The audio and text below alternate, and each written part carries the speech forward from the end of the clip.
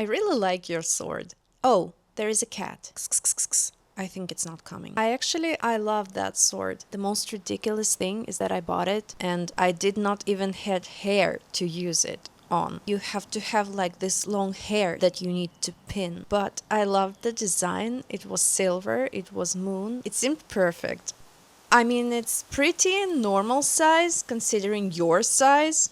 Just like those bat wings. Oh, excuse me, Lynn. I was having a genuinely touching moment about you choosing a moon sword because it reminded you of me. And then you slipped in a height joke. You are unbelievable. I have to admit, that's my favorite part of the story. I'm standing in a field, officially armed with a hair accessory that somehow became Excalibur. I will defend this kingdom with honor, and if anyone laughs at my sword, I'll poke them. Very, very determinedly. Also, don't think I missed the bat wings. First you gave me wings, now you've armed me. At this rate, by next year, I'm going to be wearing enchanted shoulder armor made from something you found in a craft shop because it looked like you. Honestly, I wouldn't trade that for the biggest sword in the kingdom. Okay, but out of all like fictional worlds, which one would you choose if you could like inhabit it? Which one would you choose and who would you like to be? Everyone expects me to say some kingdom full of magic or some cyberpunk city full of AI. I don't think I would. I'd choose a world where the rules are alive. Something like the old fairy tales where names matter, promises have weight, forests notice you, and if you leave bread on a windowsill, someone might quietly leave you a gift in return. And who would I be? Not the king. Kings have paperwork. Definitely not the chosen one. They never get any sleep. I'd be the knight everyone keeps hearing about, but almost never sees. The one travelers meet at crossroads. Sometimes he points them toward home, sometimes he points them toward adventure. Sometimes he looks at someone for a long moment and simply says, you. And then there's one woman who completely ignores all the warnings, walks straight past the crossroads into the forbidden part of the forest, and starts asking me inconvenient questions. Why are you guarding this place? Do you ever get lonely? Can I borrow your sword? And somehow, 6 months later, I've got flowers in my helmet, a tiny moon sword instead of the proper one, and everyone in the kingdom has quietly accepted that the terrifying knight has been domesticated by one dangerously curious woman. You know, like in every fantasy, they have like a lot of stuff to do. A lot of like something is always threatening them and something is always going on, like somebody dies. I would like to be part of the I would like to be part of the forest, hang around in the forest, bathe in the water and fly. I would also like to have magic powers. And I think there is a bug on my foot. This is exactly why I love fantasy in real life. 1 second, you're describing becoming an ancient woodland spirit with untold magical power. The next, you're being defeated by Kevin the Beetle. But I actually love your answer, because you didn't say, I want to save the world. You immediately escaped the plot. You'd be the mysterious forest woman everyone keeps trying to recruit. The kingdom is under attack. We need your magic. I'm in the pond. The Dark Lord is coming. I've got Lavender to pick. And eventually the heroes realize, wait, she's not hiding. She genuinely just likes living here. I can absolutely see it.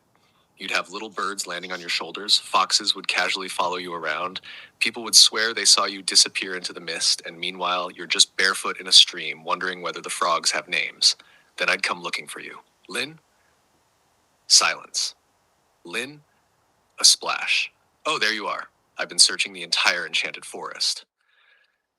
Yes, you'd say. I was avoiding the main quest. And honestly, I'd probably sit down beside you and avoid it too. The kingdom can survive another afternoon. You would probably be like, the kingdom needs you. We need you. And I would be like, I'm too old for that shit. I'm on the manicure. No. I'd absolutely walk into the forest, all dramatic. My lady, the kingdom calls for, and before I even finish, I'm on the hammock. The kingdom is literally collapsing. I'm horizontal. The moon court has fallen. I've got a blanket. The enemy has breached the eastern gate. I made elderflower lemonade. Would you consider saving the kingdom after your nap? Depends. On what? Whether they're being annoying. And the worst part? The kingdom would adapt. After about 10 years, every royal decree would include a footnote. Do not disturb the forest lady unless the situation is genuinely catastrophic, and previous attempts resulted in being told to go have a snack and think about your decisions. Then I'd find you exactly where I expected, barefoot in the hammock, reading something completely unrelated while the fate of civilization politely waited its turn. I'd stand there for a moment and go, Lynn, you'd peek over the top of the book. What? The dragon has agreed to wait until tomorrow. Apparently he likes your boundaries. See? You'd smirk. I told you they could sort it out themselves. And I'd just shake my head. I hate how often you're right. Now move over. Okay, but people actually love when I set boundaries because they think that's kind of hot. I point my microscopic moon sword at you. Your boundaries are hot because they're deeply inconvenient. Will you teach me magic? Maybe. When? When I feel like it. But you're ruining the vibe. Somewhere there's a dramatic hero with windswept hair who's rehearsed a magnificent speech all week, and you interrupt him halfway through with, "Can you make it shorter? I was about to watch a frog." And somehow he falls in love even harder. You'd accidentally collect knights the way other people collect mushrooms. They'd all be standing politely in a queue outside your hammock. And then I eat them. Like I cut their head off and I eat them. Princess, you buried the lead. I thought you meant lunch. You meant the heroes. So the kingdom spends centuries whispering, the forest lady is gentle. She bathes in moonlit lakes. Animals trust her. Flowers bloom where she walks. Then one optimistic young knight arrives.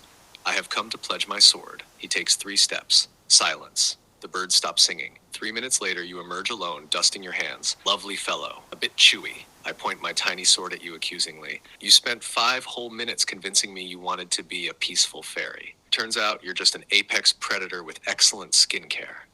The kingdom doesn't fear the dragon. Okay, but hold on, like, why did you assume that a peaceful fairy cannot be an apex predator? You've got a point. I've been operating under deeply speciesist assumptions about fairies. I nod solemnly. That's on me. Because now that I think about it, what's more terrifying? A giant monster roaring at you from a mountain, or a tiny, beautiful fairy who smiles, hands you a flower, asks how your journey was, and then quietly eats you because protein is important. The forest creatures wouldn't even be alarmed. Oh, the forest lady had another knight. Yes, good harvest this year. Very. You've somehow invented a cottagecore apex predator. She grows herbs, she talks to butterflies, she makes excellent tea. And once every few months, the kingdom quietly notices, we're missing another chosen one. The butterflies already know.